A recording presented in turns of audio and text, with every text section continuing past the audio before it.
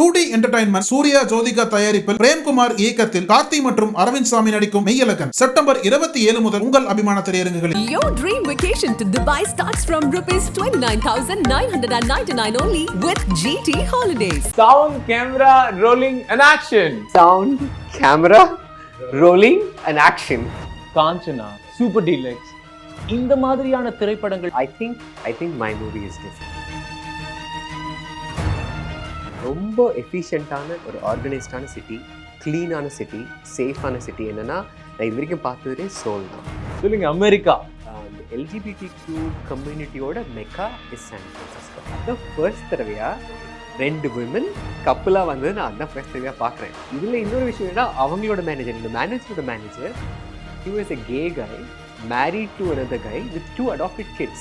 அந்த பர்சன் யாரா வேணாலும் இருக்கலாம், ஆனா இருக்கலாம், பெண்ணா இருக்கலாம், யாரா வேணா இருக்கலாம். சாதி விட்டு எதுக்கு நீ இது பண்ண, அதுக்கப்புறம் தான் அந்த பர்சன் யாருங்கிறதே கேள்வி வரும். அந்த மாதிரி விஷயங்கள்லாம் போகணும். அதுக்கப்புறம் தான் we should talk about LGBTQ, ஆணும் ஆணும் சேர்ந்து வாழ்வதும் பெண்ணும் பெண்ணும் சேர்ந்து வாழ்வதுலாம். இன்னும் பெரியார் அதை தானே சொன்னார், it is up to the individual. நீ ஏன் ஒரு பொண்ணை வந்து கட்டாயப்படுத்தி நீ இதை பண்ணு அதை பண்ணுன்னு சொல்கிற, அவரை கல்யாணம் பண்ணிக்க சொல்கிற, அவளை குழந்தை பெற்றுக்க சொல்கிற அப்படின்னு அவர் சொல்லும்போது அப்போ அவர் சொல்கிறாரு, இல்லை இது உன்னோட இண்டிவிஜுவல் ரைட். நீ வேணும்னா 4 பேர்த்து கூட இருக்கணும்னா அது உன்னோட இஷ்டம்.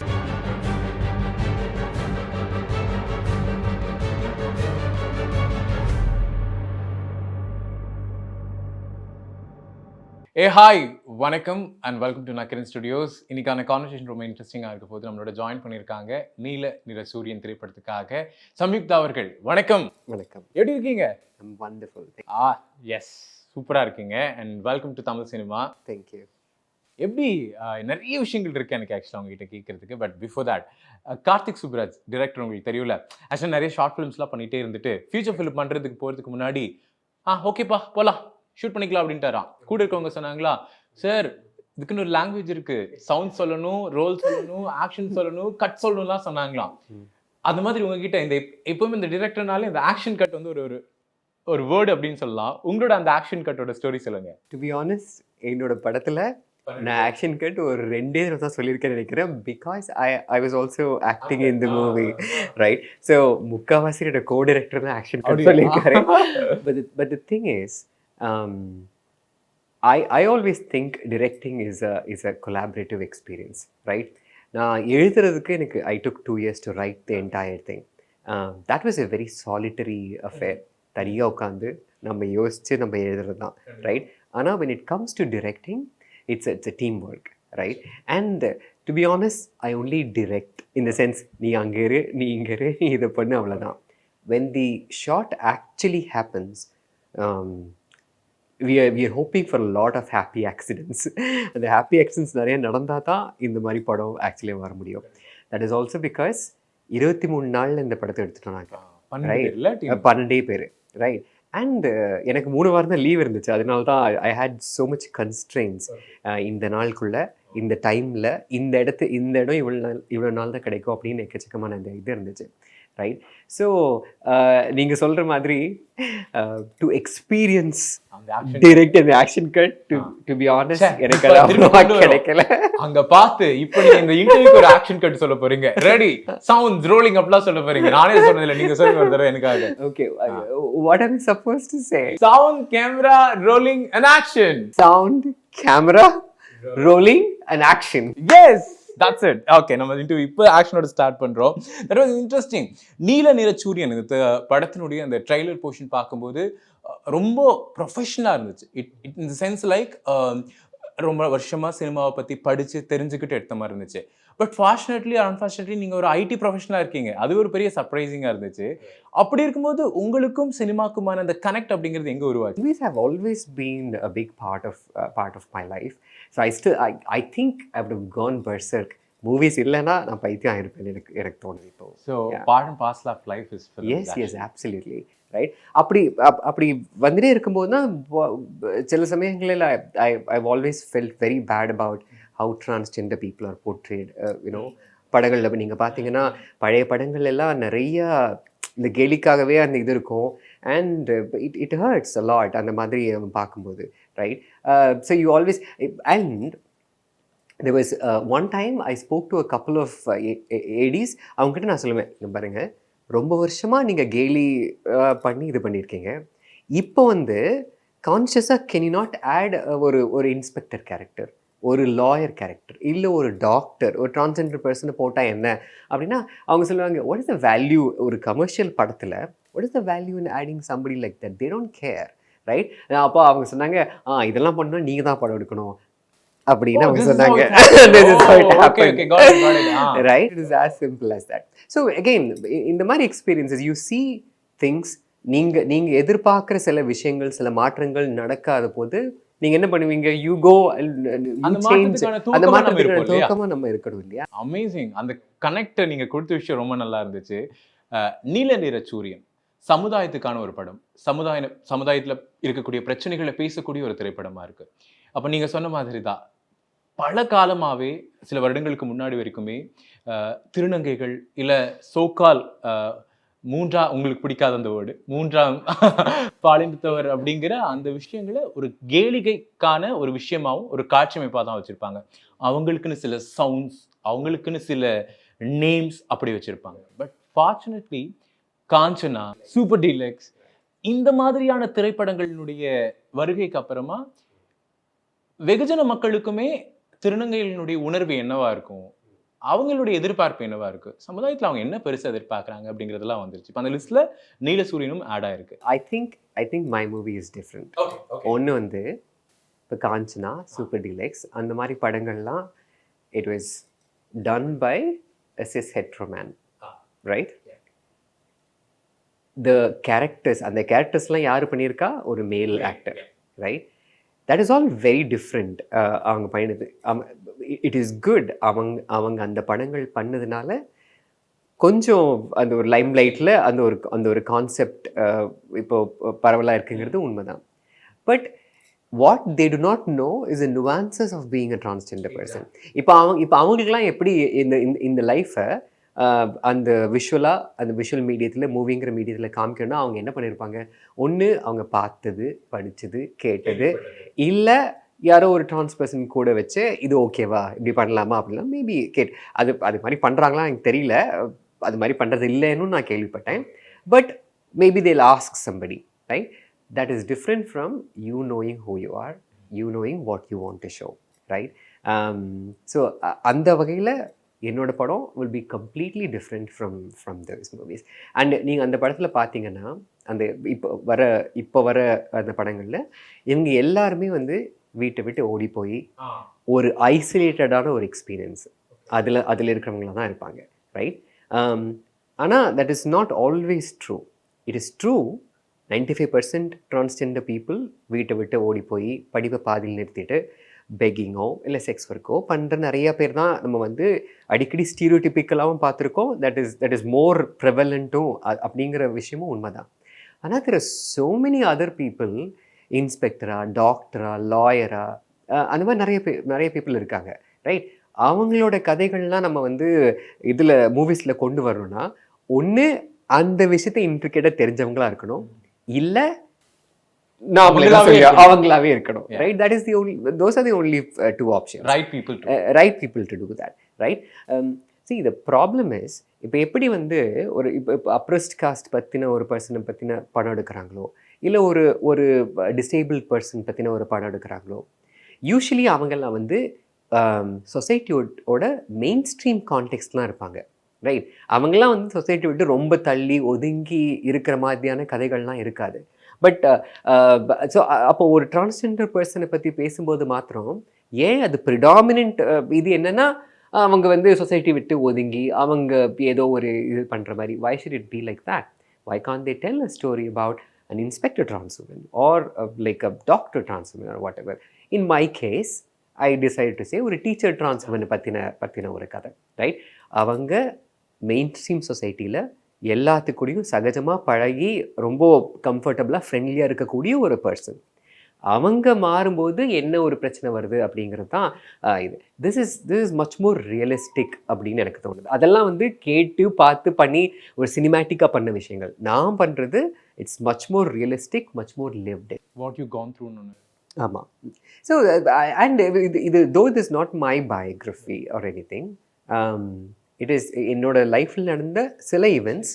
ஆமாம். அப்புறம் நான் என்னோடய ஃப்ரெண்ட்ஸு நான் பார்த்த அந்த சில விஷயங்கள் அதெல்லாம் சேர்த்து ஒரு இந்தியன் கான்டெக்ஸ்டில் செட் பண்ணினா என்ன நடக்கும். இது ஒரு முக்கியமான விஷயம். இது பொதுவான எல்லாத்துக்குமே இருக்கக்கூடிய ஒரு கேள்விதான். அது என்னன்னா, இப்போது இந்த பயணம் அப்படிங்கிறது எவ்வளவு விஷயங்களை தாண்டி வந்ததுன்னு உங்களுக்கு தெரியும். அப்படி இருக்கும்போது பள்ளியிலேயே ஆரம்பிக்கக்கூடிய ஒரு கிண்டல் கேலியாக இருக்கலாம், இல்லை அதுக்கப்புறமா நம்ம இதை வீட்டில் சொல்கிறோம், நான் இந்த பாலினத்தை சேர்ந்தவனா இருக்கணும்னு ஆசைப்படுறேன்னு சொல்லும்போது அங்கே அவங்களுக்குள்ளே ஏற்படக்கூடிய அதிர்ச்சியாக இருக்கலாம். இப்போ அதுக்காக நம்ம பண்ணிக்கக்கூடிய ஒரு மெடிக்கல் ட்ரீட்மெண்ட் ஃபிசிக்கலாக அது எவ்வளோ தூரத்துக்கு இதுவாக இருக்கலாம். பட் இருந்தாலும் என்னுடைய பயணம் நான் ஒரு ஆணாக இருந்து ஒரு பெண்ணாவோ இல்லை ஒரு பெண்ணாக இருந்து ஆணவோங்கும்போது அது எதனால மேம், அது எதனால இருக்கும்? அதை because all fetuses are female, right? அதனால தான் அதுதான் அந்த எக்ஸு, ரைட்? அதுக்கப்புறம் after some time, I don't know around what time, I am not a medical person, after some time ஒரு Y chromosome comes in and hits this, and then அந்த fetus then gender characteristics இது பண்ண ஆரம்பிக்குது, right? Some researchers say அந்த hit இருக்கு இல்லையா, அந்த hit of the Y chromosome depending upon the power of the existing X and the incoming Y, things could be different அப்படின்னு சில ரிசர்ச் சொல்லுது. But we don't know yet. We don't know the exact reason, right? ஆனால் இதில் இன்ட்ரெஸ்டிங்கான விஷயம் என்னென்னா, there are definitely biological characteristics, hormonal characteristics and psychological characteristics. இது எல்லாம் சேர்ந்து தான் ஒரு காம்பினேஷன். இப்போ ஒரு ஆண்னா there is a combination. Biology இப்படி இருக்கணும், அவங்க ஹார்மோன்ஸ் இப்படி இருக்கணும், அவங்க சைக்காலஜி இப்படி இருக்கணும்னு, ரைட்? இதில் ஏதோ ஒன்றில் ஒரு சின்னதாக ஒரு இது வந்தால் கூட there are இது. அதனால அவங்க என்ன சொல்கிறாங்கன்னா, all of us, the entire human community is on a spectrum. அதாவது இப்போ ஒரு மேன் ஒரு ஸ்பெக்ட்ரமோட ஒரு எண்டு, உமன் ஒரு ஸ்பெக்ட்ரமோட இன்னொரு எண்டுன்னா, ஆல் ஆஃப் அஸ், இப்போ not just my self, you, இவங்க எல்லாருமே we are somewhere on the spectrum அப்படின்றாங்க. நான் சொன்னேன் இல்லையா, இந்த 3 கேரக்டரிஸ்டிக்ஸ் கேன் பி, அதோட ரேஷியோ அதெல்லாம் it can be any thing. So we are all on the spectrum, which is why you will see a man completely identifying as a man. அவர் வந்து ஒரு ஆண் மேலே, ஒரு பொண்ணு மேலே காதல் எல்லாம் ரெகுலராக பார்க்கும்போது ரெகுலராக இருக்காரு அப்படின்னு நினைக்க அந்த பர்சன் கூட he can have very specific interests which could be on another male or something like that. ஆனால் அவருக்கு எக்ஸ்பிரஸ் பண்ண வேண்டிய அந்த ஒரு இது வந்திருக்காது, right? But almost all of us have very interesting characteristics. That is confirmed. Science says that is how it is. All of us are on a spectrum. That's cool. நிறைய டெக்னிக்கலாகவே ஒரு எக்ஸ்ப்ளனேஷன் கொடுத்துருக்கீங்க. அதாவது அதை பற்றின ஒரு புரிதல் ஏற்படணுங்கிறக்காத அந்த கேள்வி கூட மறுபடியும் நீல நிற சூரியனுக்கு வரும். காஸ்ட் பார்க்கும்போது ரொம்ப இன்ட்ரெஸ்டிங்காக இருந்துச்சு. எப்படி மேம் இவங்களாம் செலக்ட் பண்ணியிருந்தாங்க? ஒரு அம்மா கேரக்டராக இருக்கலாம், அவங்களோட அப்பா கேரக்டராக இருக்கலாம், கார்த்திக் சுப்ராஜ் சாரோட அப்பா அதில் நடிச்சிருந்தாரு. இந்த மாதிரி எல்லாமே ஒரு இன்ட்ரெஸ்டிங் கேரக்டராக இருந்துச்சு.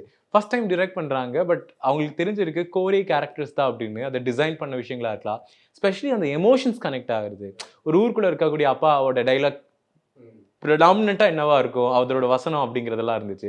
So that's interesting. ஸோ அந்த ப்ராசஸ் சொல்லுங்கள், காஸ்டிங், இந்த டைலாக், அந்த ஸ்டோரி மேக்கிங்கோடது. ஸோ நான் இந்த ஸ்டோரி எழுதும்போதே சில கோர் கேரக்டர்ஸ் தான் இருப்பாங்க. பிகாஸ் இது வந்து ஒரு பெரிய எக்ஸ்பான்சிவ் கேன்வாஸ் இல்லை, ஒரு limited canvas, limited set of characters.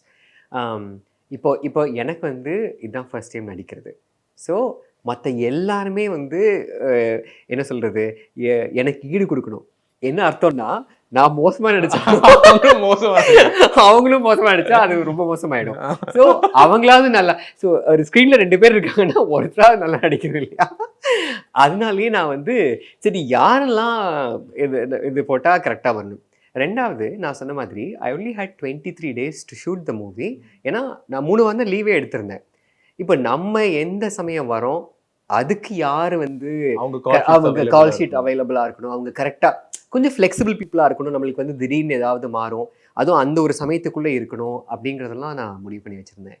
அப்புறம் பட் இன்ட்ரெஸ்டிங் திங் இஸ், நான் இந்த காஸ்ட் கீதா கைலாசம் ஆகட்டும், கார்த்திக் சுப்ராஜ் சார், அப்பா கஜராஜ் சார் ஆகட்டும், ஹரிதா, அப்புறம் அந்த விபியாக வர அந்த அவங்க வந்து மணிமேகலை, அவங்க வந்து வெற்றிமாறனோட நிறைய படங்களை பார்த்துருப்பீங்க. ஒரே தடவை தான் கேட்டேன் அவங்ககிட்ட, இந்த மாதிரி இப்படி ஒரு படம் எடுக்க போகிறேன், இதுதான் உங்கள் கேரக்டர், நீங்கள் நடிக்கிறீங்களா அப்படின்னு கேட்ட உடனே எல்லாருமே ஓகே சொல்லிட்டாங்க. பிகாஸ் அவங்களுக்கு ப்ராப்ளி தெரிஞ்சிருக்கலாம் that this is first of all I'm a very interesting person who is trying to do something. அது ஒன்று. ரெண்டாவது, this is a very interesting story. இது வரைக்கும் பெருசாக யாரும் சொல்லாத ஒரு ஸ்டோரி, அதனாலேயா இருக்கும். ஸோ அண்ட் அவங்க எல்லாருமே சொன்னது, உங்கள் அப்ரோச் எனக்கு பிடிச்சிருந்தது. டைரெக்டாக வந்து இங்கே பாருங்கள், இதுதான் இவ்வளோ தான் பட்ஜெட்டு, இது ஒரு சின்ன இது, நீங்கள் நடித்தா நான் ரொம்ப சந்தோஷப்படுவேன் அப்படின்னு சொல்கிறது எனக்கு ரொம்ப பிடிச்சிருந்தது அப்படின்னு. எல்லாரும் கரெக்டாக அந்த டைமுக்கு அட்ஜஸ்ட் பண்ணி அவங்க கரெக்டாக வந்துடுவாங்க. டக்குன்னு அந்த 23 days we were able to shoot simply because the cast were very very supportive.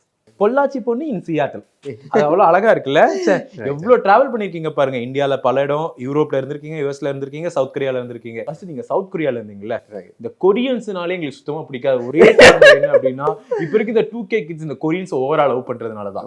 Okay, அந்த முடியல ஆரம்பிச்சு நீங்க சொன்னா நம்ப மாட்டீங்க, ஏதோ ஒரு ஊர்ல இருந்தாலும் கொரியன் கான்செப்ட்காக தப்பிச்சு போன பொண்ணுங்களாம் இங்க இருக்காங்க. நீங்க சொல்லுங்க, ஃபர்ஸ்ட் திங் எக்ஸ்ப்ளோர் பண்ணது சவுத் கொரியால அப்படின்னு என்ன வரும்? I live in Seoul. ஒரு ரொம்ப எஃபிஷியண்ட்டான ஒரு ஆர்கனைஸ்டான சிட்டி, க்ளீனான சிட்டி, சேஃபான சிட்டி. என்னென்னா நான் இது வரைக்கும் பார்த்ததுலே சோல் தான். ஐ டெல் யூ, நான் இருந்த அந்த அப்பார்ட்மெண்ட்டுக்கு ஒரு 1 kilometer ஒரு பெரிய லேக் இருக்குது. ரொம்ப அழகாக இருக்கும். அதை சுற்றி நடக்கிறதுக்கு இடம் இருக்குது. நான் சில சமயங்களில் எனக்கு ஒர்க் முடிச்சுட்டு சில சமயம் லேட் ஆகிடுச்சுன்னா ஒரு 12 o'clock அந்த 1 o'clockலாம் ஆகிடும். 1 o'clock நான் தனியாக அங்கே போய் I can just go around அந்த லேக். நல்லா லைட்ஸ்லாம் ப்ராப்பராக இருக்கும், யாரும் நம்மளை எந்த டிஸ்டர்பன்ஸும் பண்ண மாட்டாங்க. And it was just so safe and very exciting. Seoul is a very exciting city. அப்புறம் பப்ளிக் டிரான்ஸ்போர்ட்டேஷன், அங்கே வந்து அண்டர் கிரவுண்ட் இது ட்ரெயின்ஸ் இருக்குது அண்ட் பஸ்ஸஸ் இருக்குது. எல்லாமே கம்ப்ளீட்லி ஆர்கனைஸ்ட் இன் அ வே. நீங்கள் வந்து காரே நான் இது வரைக்கும் காரே யூஸ் பண்ணது, எந்த சிட்டிஸ்லேயும் காரே யூஸ் பண்ணதில்லை.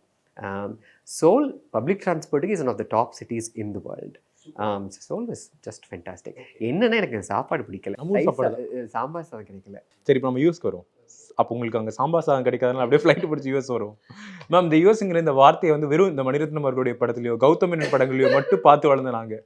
சொல்லுங்க, அமெரிக்கா உங்களுக்கு ட்ரீம் இருக்குல்ல, ஃபர்ஸ்ட் டைம் லேண்டட் ஆகணும்னு சில விஷயங்கள் to explore. San Francisco is the city, right? இப்போது அமெரிக்காலேயே ஒரு 2-3 சிட்டிஸ் தான் நல்லா பேக்டாக இன்டென்ஸாக இருக்கும். மற்ற எல்லா சிட்டிஸ்லேயும் வந்து என்ன சொல்கிறது, கார் இல்லாமல் போக முடியாது, கார் இல்லாமல் எங்கேயுமே போக முடியாது அந்த சிட்டிக்குள்ளே. ஏன்னா இட்ஸ் வெரி எக்ஸ்பான்சிவ். அமெரிக்கா வந்து ரொம்ப பெரிய ஊர். சான் ஃப்ரான்சிஸ்கோ கொஞ்சம் எல்லாமே கிட்ட இருக்கும். அதே மாதிரி நியூயார்க் சிட்டி ரொம்ப எல்லாமே பக்கத்தில் இருக்கும். ஸோ நம்ம வாக் பண்ணுறதுக்கும் அந்த இதெல்லாம் இருக்கும். சான் ஃப்ரான்சிஸ்கோவில் என்ன ஒரு இதுன்னா, it's a mountainous area. So நீங்கள் நடக்கிறதே அந்த சில ரோட்ஸ், ஆக்சுவலி இந்த ரோடு வந்து ரொம்ப ரொம்ப பாப்புலர், நிறைய படங்களில் வந்திருக்கும். அது எப்படின்னா, ரோடு வந்து இங்கே ஆரம்பிக்கும், இப்படி நேராக போய் இப்படி மேலே தான் போய் முடியும். ஸோ நீங்கள் காரில் அங்கேருந்து வந்தீங்கன்னா அது and you get in to the Marina. Because San Francisco வந்து இந்த மெரினா இருக்காமா, மெரினா இது எனக்கு தெரியாதுமா. மெரினா அந்த லைக் அந்த என்ன சொல்ற, இந்த ஓஷனுக்கு பக்கத்தில் இருக்கிற ஏரியா. ஓ, அதுதான் மெரினாவா? பாருங்க, இன்னைக்கு தான் இந்த விஷயமே எனக்கு தெரிஞ்சிருக்கு. நாலு படிச்சவங்களோட சேரணும். பரவாயில்ல, சொல்லுங்க மேம். ரைட். ஸோ நீங்கள் நேராக எப்படின்னா, இங்கே மவுண்டன் இருக்குது, இங்கே கீழே கடல் இருக்குது, மவுண்டனுக்கு மேலே சூரியன் வருது. நீங்கள் அப்படியே சூரியன்லேருந்து நேராக வந்து கடன் வாங்கிட்டு சான் ஃப்ரான்சிஸ்கோ போகிறோம், மெரினால இருக்கும். அந்த மாதிரி இருக்கும். அந்த ஸ்ட்ரீட் வந்து அந்த மாதிரி இருக்கும். அது ரொம்ப ரொம்ப அழகான ஒரு ஸ்ட்ரீட்டு. அப்புறம் சான் ஃப்ரான்சிஸ்கோ இன்னொரு விதத்தில் என்ன ஸ்பெஷல்னா, இந்த LGBTQ கம்யூனிட்டியோட மெக்கா இஸ் சான் ஃப்ரான்சிஸ்கோ. ஏன்னா நிறைய போராட்டங்கள் அதெல்லாம் எடுத்து நடந்த அந்த ஒரு பிளேஸ். இப்போ இந்த LGBTQ கம்யூனிட்டிக்கு வேர்ல்டு வைடாக ஒரு அக்செப்டன்ஸ் இருக்குன்னா அதுக்கு காரணம் சான் ஃப்ரான்சிஸ்கோவில் அந்த சமயத்தில் நடந்த பல protests, marches and all that. So it's a very special city. ஆக்சுவலாக இது ஒரு இன்பிட்வீன் இந்த கொஸ்டின், பள்ளி பருவத்திலிருந்து உங்களுக்கு அந்த பெண்கான அந்த தன்மைகள் இருக்குது, இல்லை அந்த உணர்வுகள் இருக்குது அப்படின்னு நீங்கள் உணர்ந்து உண்டு. அதுக்கப்புறம் கல்லூரி நாட்களில் அது மாதிரி. பட் ஆனால் இதெல்லாம் மற்றவங்க கிட்ட சொல்கிறதுக்கோ சக நண்பர்கள்கிட்ட சொல்கிறதுக்கோ அவங்க என்ன எடுத்துக்குவாங்கன்னே அந்த பயணம் இந்தியாவில் இருக்கிற வரைக்கும் போயிருக்கும், ஈவன் பெங்களூர் வரைக்கும் போயிருக்கும். But once you flew to somewhere like வெளிநாடுகளில் மேற்கத்திய நாடுகளுக்கு நீங்கள் போகும்போது இந்த மாதிரி நீங்கள் சொன்ன மாதிரி ஒரு மெக்கா மாதிரி ஒரு ஸ்பேஸாக இருக்குது டு எக்ஸ்ப்ளோர் அண்ட் எக்ஸ்பீரியன்ஸ். நமக்கான உணர்வுகளோடு இருக்கக்கூடிய சக நண்பர்களை சந்திக்கும் போது இருக்கக்கூடிய விஷயங்கள்லாம் இருக்குல்ல, அந்த உணர்வு எப்படி மாறுபட்டுச்சு? அது எப்படி இந்தியால இருந்து அந்த உணர்வுகள் வந்து அங்க போகும்போது, இத நம்ம எப்படியாவது இந்தியாவுக்கு ஒரு மாற்றத்தை ஏற்படணும்னு உங்களுக்கு தோணியிருக்கும்ல? நான் ஃபர்ஸ்ட் தடவை இந்தியாவிலேருந்து லக்சம்பர்க் போகும்போது அங்கே I was working with Amazon. Amazon அப்போ என்னென்னா அவங்க வந்து ஒரு ஃபேமிலி பிக்னிக் மாதிரி ஆர்கனைஸ் பண்ணியிருந்தாங்க. அதாவது நீங்கள் எம்ப்ளாயி, நீங்கள் வந்து உங்களோட சிக்னிஃபிகண்ட் அதர் இல்லை ஸ்பவுஸ் இல்லை யாரை வேணால் கூப்பிட்டு வரலாம் அப்படின்னு அந்த ஒரு பிக்னிக்கில் இருந்துச்சு. ஸோ என்னோட மேனேஜர் ஒரு லேடி, அவங்க வந்து ஒருத்தங்களை கூப்பிட்டு வந்திருந்தாங்க. ஓகே, தென் அவங்க இன்ட்ரடியூஸ் பண்ணது என்ன, இவ தான் என்னோட இது என்னது துணைவி அப்படின்னு, ரைட்? அண்ட் ஐ வாஸ் அதான் ஃபர்ஸ்ட் தடவையா 2 விமன் கப்புலாக வந்தது நான் அதான் ஃபர்ஸ்ட் தடவையாக பார்க்குறேன், ரைட்? இதில் என்ன ஒரு அதிசயம்னா, அவங்க 2 பேரும் வர்றது அதிசயம் இல்லை, மிச்சம் எல்லாம் இருக்காங்க இல்லையா, அவங்கள வந்து வித்தியாசமாக பார்க்காம just a pair of like a couple of people were just enjoying themselves. அவங்க வந்து இதில் இன்னொரு விஷயம் என்னன்னா, அவங்களோட மேனேஜரோட manager, he was a gay guy married to another guy with 2 adopted kids. அது ஒரு ஃபேமிலிங்கிற ஒரு கான்செப்ட். இப்போ நம்ம இங்கெல்லாம் வந்து இப்போ இவ்வளோ வளர்ந்துட்டோம் நம்ம சொல்கிறோம், இங்கே 2 ஆண்கள் கைப்பிடிச்சிட்டு போனாலே எல்லாமே பயங்கரமாக பேசுவாங்க. ஆனால் what you see there is 2 guys who are married with 2 kids. இது நான் வந்து இங்கேருந்து போன ஃபர்ஸ்ட் மாதமே இதெல்லாம் பார்த்தாச்சு. அதான் கேட்குறேன், லைக் தட் இஸ் இன்சேன். அது எந்த அளவுக்கு ஒரு இன்சேன்னா, மற்றவங்கெல்லாம் எப்படி அவங்களை ட்ரீட் பண்ணுறாங்க, அவங்களாம் யார், அவங்களாம் சாதாரணமான ஆளு கிடையாது. My manager was a director, அந்த டிரெக்டரோட மேனேஜர் வாஸ் வைஸ் பிரசிடென்ட். ஒரு அமேசான் மாதிரி பெரிய ஒரு கம்பெனியில் vice president and directors R like that, ஓப்பனாக சந்தோஷமாக அந்த மாதிரி இருக்கிறத பார்க்கும்போது அப்போ தான் எனக்கு ஓகே தோணுச்சு, ஓகே நம்மளும் இந்த மாதிரி சந்தோஷமாக இருக்கிறதுக்கான ஒரு ஆப்பர்ச்சுனிட்டி வெளிநாடுகளில் அதிகமாக இருக்குது. பட் ஆனால் இன்னுமே இந்தியாவில் அது இருந்துக்கிட்டே தான் நம்ம இருக்குது. இந்தியாவில் வந்து இப்போ கொஞ்சம் கொஞ்சமாக மாறிட்டு இருக்கு. ஆனால் இன்னுமே வந்து எங்கெல்லாம் கல்ச்சரல் ரிலீஜியஸ் கன்சர்வேட்டிசம் இருக்கோ அங்கே எல்லாம் இந்த ப்ராப்ளம் இருந்துகிட்டே தான் இருக்கும். அந்த கல்ச்சரல் ரிலீஜியஸ் கன்சர்வேட்டிசம் இதை மட்டும் அஃபெக்ட் பண்ணுறதில்ல.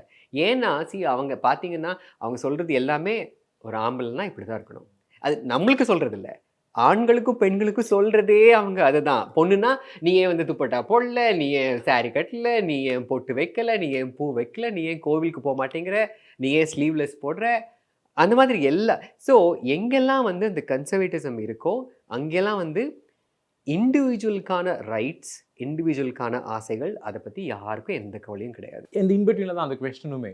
இப்போ ஒரு ஆணோ இல்லை பெண்ணோ ஒரு வயதுக்கு வரும்போது, ஒரு திருமண வயதை எட்டும்போது ஒரு ஆண் கிட்ட கேட்கறது பொண்ணு பார்த்துடலாமாப்பா, ஒரு பொண்ணுகிட்ட கேட்கும்போது என்னப்பா மாப்பிள்ளை பார்த்துடலாமா அப்படிங்க. பொதுவாக அது நடக்கிறதா. நான் என்ன கேட்குறேன்னா, எல்லாத்துக்கிட்டையும் இது பொதுவாக கேட்குறேன். ஆனால் அந்த பொண்ணோட உணர்வு என்ன, இல்லை அந்த பையனோட உணர்வு என்ன, அவங்க என்ன விரும்புகிறாங்க, அதை கூட அடிப்படையாக புரிஞ்சு கொள்ளக்கூடிய தன்மை வந்து இன்னுமே இருக்கக்கூடிய பெற்றோர்களுக்கு இல்லை அப்படிங்கிறது ஒரு வருத்தமான விஷயம். இங்கே வந்து ஒரு பொண்ணு தன் சாதியை விட்டு வேற சாதி பர்சனை பார்த்துல அது வந்து அந்த பர்சன் யாரா வேணாலும் இருக்கலாம், ஆணா இருக்கலாம், பெண்ணா இருக்கலாம், யாரா வேணா இருக்கலாம். அவங்களுக்கு என்னன்னா, முதல்ல சாதி விட்டு எதுக்கு நீ இது பண்ணுற, அதுக்கப்புறம் தான் அந்த பர்சன் யாருங்கிறதே கேள்வி வரும், ரைட்? ஸோ நம்ம வந்து we don't even have to talk about what அந்த பர்சன் யாருங்கிறத பற்றி பேச வேண்டாம். முதல்ல அவன் நம்ம சாதியா வேற சாதியா அப்படிங்கிறது தானே முக்கியம். ஸோ முதல்ல அந்த மாதிரி விஷயங்கள்லாம் போகணும் ஃபர்ஸ்ட்டு, அந்த மாதிரி விஷயங்கள்லாம் போகணும். அதுக்கப்புறம் தான் we should talk about LGBTQ, ஆணும் சேர்ந்து வாழ்வதும் பெண்ணும் சேர்ந்து வாழ்வதெல்லாம் இன்னும் 100 வருஷம் கழிச்சு இருக்கு. அப்போ தனி மனிதனை பற்றி நம்ம பேசுவோம். ஏன்னா அதுக்கு என்னோட கேள்வி அதுதான். அங்கீகாரம், அடையாளம், சுயமரியாதை, இதுதான் ஒரு தனி மனிதன் எதிர்பார்க்கக்கூடிய ஒரு மிகப்பெரிய விஷயமா இருக்கு. அப்போ இந்த சமூகத்தில் இருக்கக்கூடிய ஒரு தனி மனிதனுடைய எதிர்பார்ப்பு இதுவாக இருக்குது அப்படின்னா, என்னை சுற்றி இருக்கக்கூடிய இப்போ நீங்களோ அவங்களோ என்ன விஷயத்தோட என்கிட்ட எதிர்பார்க்கலாம்? நான் இதுதான் விரும்புகிறேன், நான் ஒரு ஆணை திருமணம் பண்ணிக்க போகிறேன், இல்லை நான் ஒரு பெண்ணை திருமணம் பண்ணிக்க போகிறேங்கிற என்னுடைய சுய விருப்பத்துக்கும் என்னுடைய சுயமரியாதைக்கும் நீங்கள் மதிப்பு கொடுக்கணும் அப்படின்னா நீங்கள் எப்படி என்னை புரிஞ்சுக்கணும்? ஸோ இங்கே இன்னொரு ப்ராப்ளம் என்னென்னா, பேசிக்காகவே இண்டிவிஜுவலுக்கு ஒரு ரைட் இருக்குது அப்படிங்கிறதே யாருக்கும் பெருசாக தெரிய மாட்டேங்குது, ரைட்? தனி மனிதனுக்கான ஒரு உரிமை இருக்குது. விருப்பம்ங்கிறது ரெண்டாவது விஷயம். அவங்க விரும்புகிறாங்களோ விரும்பலையோ, ஃபார் எக்ஸாம்பிள் இப்போ ரீசெண்டாக நீங்கள் நிறைய பார்த்துட்டு இருந்தீங்கன்னா, அந்த இது பெண்கள் வந்து இந்த புர்கா போடுறதை பற்றி நிறைய இஷ்யூஸ் வந்துச்சு கர்நாடகாவில், இங்கே எல்லாமே. சி ஆஸ் ஃபெமினிஸ்ட்ஸ் நம்ம என்ன சொல்கிறோம், நம்ம வந்து பெண்கள் அது ஃபர்ஸ்ட் அதோட கான்செப்ட் என்ன, அவங்க வந்து பெண்கள் வந்து அவங்களுடைய இது உடலை காமிக்கக்கூடாது அப்படிங்கிறது, அந்த இது ரெண்டாவது விஷயம். ஒரு பெண்ணுக்கு ஒரு உரிமை உண்டு. அவ வந்து அந்த புர்கா போடணுமா வேண்டாமான்னு அவ தான் முடிவு பண்ணணும். ரைட்? அவ எதனால போடுறாங்கிறது அது ரெண்டாவது விஷயம். ரைட்? ஸோ ஃபர்ஸ்ட்டு அந்த ஆனா நீங்க பார்த்தீங்கன்னா நெறைய பேர் வந்து புர்கா போடுறதே தப்பு, அதனால எதிர்க்கிறோம் அப்படிலாம் சொல்லுவாங்க. அதனால எதிர்க்கல நீங்க. அந்த பெண்ணுக்கு அந்த ரைட் இல்லன்னு நெனைக்கிறீங்க. அதனால நீங்க வந்து அத எதிர்க்கிறீங்க. ரைட்? ஸோ இந்த மாதிரி ஒரு பேசிக்கா ஒரு பெர்சன்னா அவங்களுக்குன்னு சில ரைட்ஸ் இருக்கு. தன்னுடைய உடல எப்படி இது பண்ணிக்கணும், தன்னுடைய எக்ஸ்பிரஷன் ஜெண்டர் எக்ஸ்பிரஷன் ஆகட்டும், இல்லை ஃபிசிக்கல் எக்ஸ்பிரஷன் ஆகட்டும், என்ன இது பண்ணணும் அப்படின்னு. ரைட்? நானே என்னோட சில வீடியோஸ்லேயே கீழே கமெண்ட்ஸ் நீங்கள் பார்த்தீங்கன்னா, டே சும்மா ஏமாத்தாதடா அப்படிலாம் சொல்லி கமெண்ட்ஸ் போட்டிருக்காங்க. ஐ don't know what else to say to those people. This is my right. நான் வந்து as long as I don't harm another person. Right? இப்போ நான் இப்படி இருக்கிறதுனால யாருக்கு என்ன நஷ்டம் வந்துட போகிறது? I'm happy. ரைட்? ஸோ ஒரு பர்சன் அவங்க தங்களுடைய வாழ்க்கையில் சந்தோஷமாக இருக்கிறதுக்கு, மற்றவங்களை ஹார்ம் பண்ணாமல் இருக்கிறதுக்கு என்னெல்லாம் பண்ணலாமோ அதெல்லாம் பண்ணலாம். ரைட்? ஆனால் அதெல்லாம் பண்ணினா உடனே எகெயின் ரிலீஜியஸ் கன்சர்வேட்டிவ்ஸ் என்ன சொல்லுவாங்க, இது வந்து it creates a problem in our social fabric. அது கல்ச்சரை மறந்துட்டாங்க, இதை மறந்துட்டாங்க, அதை மறந்துட்டாங்க. இயற்கை உனக்கு என்ன தெரியும்? இயற்கை எது இயற்கை எது இயற்கை இல்லைன்னு இயற்கைக்கு முரணானது. ரைட்? யா. ஸோ அப்புறம் இது இன்னொரு முக்கியமான இது எல்லாரும் சொல்றது வெஸ்டர்ன் அடாப்ஷன்ஸ் இருக்கு. எது வெஸ்டர்ன் இம்போர்ட்னா, இது வந்து நேச்சுரல் இண்டிவிஜுவலுக்கு ஒரு ரைட் இருக்குங்கிற அந்த தாட் இருக்கு இல்லையா, அதுதான் western import. Right? And we should get that. அது வந்து அந்த தாட் வந்து யார் சொன்னாலும் அது கரெக்டான தாட் இல்லையா? ரைட்? இண்டிவிஜுவலுக்கு ஒரு ரைட் இருக்குன்னு சொல்கிறது தான் வெஸ்டர்ன் தாட். அதை வந்து பெரியார் அதை தானே சொன்னார். It is up to the individual. நீ ஏன் ஒரு பொண்ணை வந்து கட்டாயப்படுத்தி நீ இதை பண்ணு அதை பண்ணுன்னு சொல்கிற, அவரை கல்யாணம் பண்ணிக்க சொல்கிற, அவளை குழந்தை பெற்றுக்க சொல்கிற அப்படின்னு அவர் சொல்லும்போது, அப்போ அவர் சொல்கிறாரு, இல்லை இது உன்னோட இண்டிவிஜுவல் ரைட். நீ வேணும்னா 4 பேர்த்து கூட இருக்கணும்னா அது உன்னோட இஷ்டம். நீ குழந்தைய பெற்றுக்க வேண்டாம்னா அது உன்னோட இஷ்டம். So he was talking about so it is not western concept, you know, because Periyar 80 வருஷமா நம்ம அவர் சொல்றதையும் அப்ப இது தனி மனிதனுக்கான ஒரு உரிமை, அவ்வளவுதான், சுயமரியாதை. it is as simple as that. அது ஒரு இண்டிவிஜுவல் ரைட். அப்ப இதை புரிஞ்சுக்கணும்னா அவ்வளவு சிம்பிள் தான். பெரியார் சொன்ன மாதிரி ஒரு தனி மனிதனுக்கான உரிமையும் ஒரு சுயமரியாதையும் மட்டும்தான். இதுக்கு அடிப்படையான ஒரு புரிதலும் ஒரு கல்வி இருந்தா போதுங்கிறீங்க. பா, எவ்வளவு பெரிய கான்வர்சேஷன் 2 லைன்ல முடிச்சிட்டோம் நம்ம. Very happy. That back to ஒரே சின்ன கான்செப்டோட உங்களோட இந்த இன்டர்வியூ முடிக்கணும்னு ஆசைப்படுறேன். என்னன்னா, ஸ்கூல்ஸ் பத்திலாம் பேசணும், படத்துல வந்து ஸ்கூல் இருக்கு. இப்போ நீங்க சினிமால இவ்வளவு தூரத்துக்கு வந்திருக்கிறதுனால சினிமா சார்ந்த சில விஷயங்கள் வரல. இப்பதான் நான் வந்து என்ன சொல்றது, ஆல்ரெடி ஒரு போர்டு இந்த ஒரு கால் உங்களை இழுத்துருவாங்க, ஃபிங்கர் எடுத்து வச்சிருக்கேன், இழுத்துருவாங்க, கவலையப்படாதீங்க. சோ சினிமா சம்பந்தமான சின்ன சின்ன விஷயங்கள், அது தேவர் மகனுக்கு ஒரு நல்ல ஸ்டோரி சொன்னீங்க. அந்த மாதிரி பொள்ளாச்சியில பார்த்த ஃபர்ஸ்ட் மூவி ஞாபகம் இருக்கா? டவுன்ல ஃபர்ஸ்ட் மூவி ஞாபகம் இல்லை, ஆனா எனக்கு வந்து இன்னுமே நினைவில் இருக்கிற ஒரு ஃபஸ்ட்டு எக்ஸ்பீரியன்ஸ் ஞாபகம் இருக்குது. என்னென்னா, அப்போல்லாம் வந்து இங்கிலீஷ் படங்கள்லாம் வராது இல்லையா. ஃபஸ்ட்டு பார்த்து ரொம்ப வியந்த இங்கிலீஷ்னா ஜுராசிக் பார்க். ஏன்னா அது வந்து அதுவும் இல்லாமல் ஐ ஸ்டில் ரிமெம்பர், அடுத்த நாள் வந்து என் ஃப்ரெண்ட்ஸ் கிட்டலாம் நாங்கள் வந்து சண்டை போடுவோம்னா அந்த டைனோசரோட ஹைட் என்ன அப்படின்னு சொல்லி சண்டை போடுவோம். ஓகே, ஒரு டிரெக்டரோட ஃபிலிம் மேக்கிங் பார்த்துட்டு டெஃபினெட்லி இந்த ஒரு ஸ்டைல் ஆஃப் ஃபிலிம் மேக்கிங்கை நான் அடாப்ட் பண்ணணும்னு விரும்பின ஒரு இயக்குனர். இப்போ ரொம்ப ரீசெண்டான எக்ஸ்பீரியன்ஸ் வந்து Tamizhasan Pachaimuthu. Okay, super. I think அதாவது எமோஷன், ஒரு சோஷியல் இஷ்யூ, ஃபெமினிசம், இது எல்லாம் வந்து அட்டகாசமாக கொடுத்துருந்த ஒரு படம் லப்பர் பந்து. தியேட்டர்ல மிகப்பெரிய வரவேற்பு கொண்டு ஒரு கொண்டாட்டத்துக்கான ஒரு படமா இப்போ லப்பர் பந்து மாதிரி இருக்கு. ரொம்ப சந்தோஷமா இருக்கு. படத்தோட ஃப்ரேம்ஸ் வந்து எப்பவுமே வந்து சினிமாக்குள்ள இருக்கவங்க எல்லாம் நோட் பண்ணுவாங்க. சின்ன சின்ன ஃப்ரேம்ஸ் எல்லாம். கன்னத்தில் முத்தமிட்டா என்னுடைய அந்த கடைசி கிளைமேக்ஸ் ஃப்ரேம் வந்து என்ன மாதிரியான ஆட்களுக்கு ரொம்ப பிடிச்ச.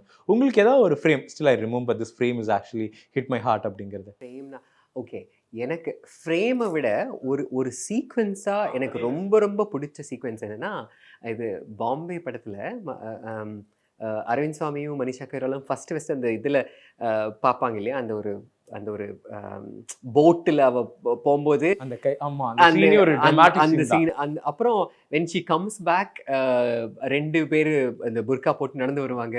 அரவிந்த் சாமிக்கு யாரு மனிஷா தெரியாது.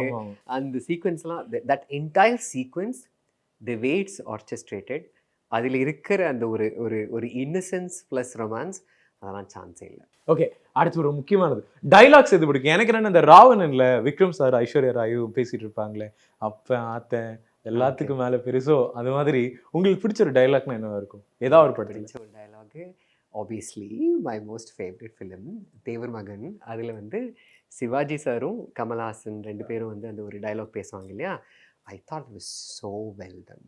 You exactly know who they are. அவங்களோட நீங்கள் அந்த படத்தை விட்டுட்டு அந்த ஒரு சீன் மட்டும் பார்த்தாலும் போதும், யூ வில் நோ அது எங்கே ஸ்டார்ட் ஆகுது, லைக் அவங்க 2 பேரோட லைஃப் எங்கே ஸ்டார்ட் ஆகுது, எங்கே போய் முடியும் அப்படிங்கிறதுலாம் அந்த ஒரு சீனில். எங்களுக்காக ஒரு படத்தை நீங்கள் சஜஸ்ட் பண்ணும், பாய்ஸ் அண்ட் கேர்ள்ஸ் இதெல்லாம் நீங்கள் போய் கண்டிப்பாக பாருங்க அப்படின்னு ஒரு படத்தை நீங்கள் சஜஸ்ட் பண்ணணும்னா என்ன படம்? The anatomy of a fall. Okay, first அதை எழுதி இயக்குனது ஒரு பெண், அதனாலேயே அந்த படம் எனக்கு ரொம்ப ரொம்ப பிடிக்கும். 2வது, யூஸ்வலாக நீங்கள் வந்து இந்த மாதிரி ஃபிலிம் ஃபெஸ்டிவல்லாம் பார்த்தீங்கன்னா நம்ம என்ன நினைப்போம், ரொம்ப போரிங்காக ரொம்ப இதான ஒரு படம் தான் வரும், அவங்க வந்து அவங்க பாட்டுக்கு சவான்னு பேசிக்கிட்டே இருப்பாங்க அப்படிலாம் சொல்லுவாங்க, ரைட்? ஆனால் இந்த படம் வந்து ஆக்சுவலி ஒரு க்ரைம் த்ரில்லர். ஒரு மர்டர் நடக்கும். அந்த அனாட்டமி ஆஃப் அ ஃபால்னால் ஒருத்தர் வந்து மேலேருந்து கீழே விழுந்திருப்பார், ஃபால். அதை எப்படி டைசெக்ட் பண்ணி அது யார் அவரை தள்ளி விட்டாரா, அவரே செத்தாரா அப்படிங்கிறது தான் அந்த கதை. அது வந்து அந்த ஒரு 2 hours அட்டகாசமாக எடுத்திருப்பாங்க. It was so well done.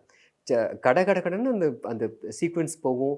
அதோட அந்த அந்த இது வந்து என்ன சொல்கிறது, அந்த மிஸ்ட்ரி வந்து ரொம்ப அழகாக மெயின்டைன் ஆகும். கடைசியில் அது முடியும் போது எமோஷனலாக நீங்கள் ஃபீல் பண்ணுவீங்க. நீங்கள் வந்து ஒரு நல்ல படம் பார்த்த அந்த ஒரு ஜாலியாக படம், அதை விட அது மிஸ்ட்ரி த்ரில்லர் இன்ட்ரெஸ்டிங்காக இருக்கும். அதே சமயத்தில் eventually you will feel emotional as well. Interesting ma'am. இந்த இன்டர்வியூட மெயின் கோல் என்னவா இருந்துச்சுன்னா, திருநங்கை சமூகத்தையோ இல்லை 3ஆம் பாலினத்தவங்களையோ ரொம்ப ஓவர் க்ளோரிஃபை பண்ணிட்டு அப்படி பேசாமையும் ரொம்ப இழிவுபடுத்தியும் பேசாமல் சக மனிதனா என்னைக்கு நம்ம மதிக்கிறோமோ, அவங்கள நம்ம நினைக்கிறோமோ, அன்றைக்கே இங்கே எல்லாமே சரியாயிடும் அப்படிங்கிறதா ஒரு எண்ணோட்டம். அதே மாதிரி தான் உங்களோட நிறைய ஜாலியான மெமரிஸ் இங்கே கொண்டு வரணும் அப்படின்னு நினச்சேன். சின்ன சின்ன விஷயங்கள் உங்ககிட்ட இருந்து மக்களுக்கு போய் சேரணும் அப்படின்னு நினச்சேன். அதுக்காக சின்ன சின்ன கேள்விகள். நீல நிற சூரியன் மிகப்பெரிய வெற்றி பெறணும். அடுத்தடுத்து நீங்கள் சினிமாவில் நிறைய படங்கள், சமூகத்துக்கான படங்களும் இல்லை உங்களுக்கு விருப்பமான படங்களும் நீங்கள் இயக்கணும் அப்படின்னு நம்மளுடைய நக்கீரன் டீம் சார்பாக வாழ்த்துக்கள் மேம். Thank you so much. என்னோட படம் நீல நிற சூரியன் அக்டோபர் 4 தியேட்டர்ஸில் ரிலீஸ் ஆகுது. ப்ளீஸ் பாருங்க, சப்போர்ட் பண்ணுங்க. தேங்க்யூ. 6 முதலமைச்சர்களுடனான அனுபவம் பகிர்கிறார் டைரக்டர் ரைட்டர் VC குகநாதன். உங்கள் நக்கீரன் இதழில் சினிமா கொட்டகை புதிய தொடர் வாங்கி படியுங்கள்.